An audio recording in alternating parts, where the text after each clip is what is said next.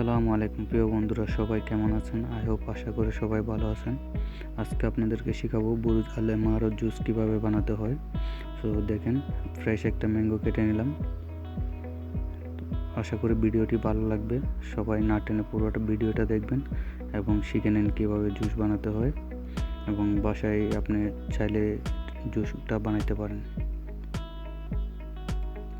তো আমি আইস ডাললাম, এখন সুগার অ্যাড করব। এখন ভালো করে গ্রাইন্ডিং করে নেব। হালকা একটু পানি ডালবো, বেশি পানি ডালা যাবে না, হালকা বাস। এটা অনেক গাঢ় থাকতে হবে, কারণ এটার উপরে অ্যাভোকাডো জুস ডালতে হবে। তো আশা করি সবাই দেখছেন। এখন আমি হাফ গ্লাস ঢেলে নেব।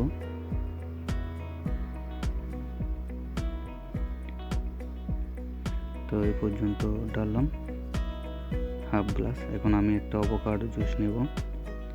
তো ফ্রেশ একটা অ্যাভোকাডো কেটে নিলাম। এখন আমি ব্লেন্ডারে ডালবো।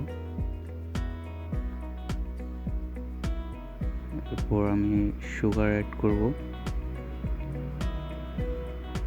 সুগার অ্যাড করলাম, এরপর হালকা আইস অ্যাড করব।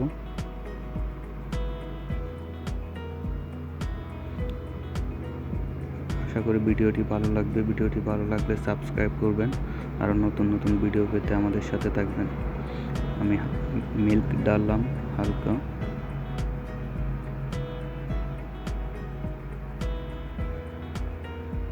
মিল্ক ডাললাম, হালকা আইস ডাললাম। এখন গ্রাইন্ডিং করে নিব।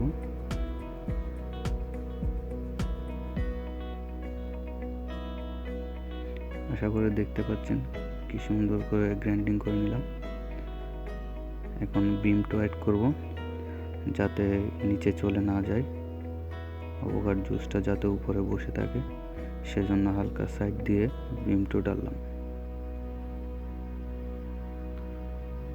আপনারা চাইলে স্পুন দিয়ে আস্তে আস্তে করে ডালতে পারেন, তাও নিচে যাবে না। বিমটা ডাললে হয় কি, কালারটা মাঝখানে একটু সুন্দর আসে।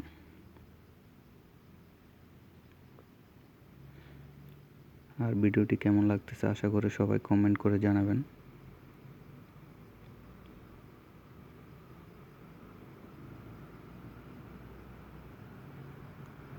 আর সাবস্ক্রাইব করতে ভুলবেন না।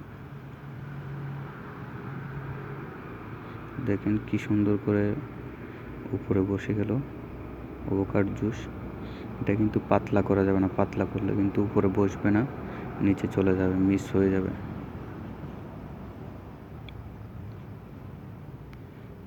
দেখেন, এখন 1 স্পুন ভ্যানিলা আইসক্রিম উপরে অ্যাড করব।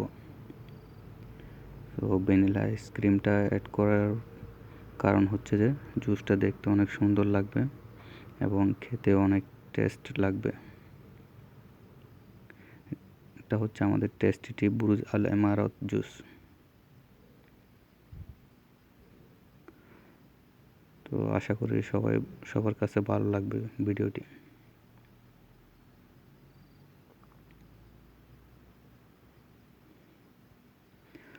তৈরি হয়ে গেছে বুরুজ আল এমারত জুস।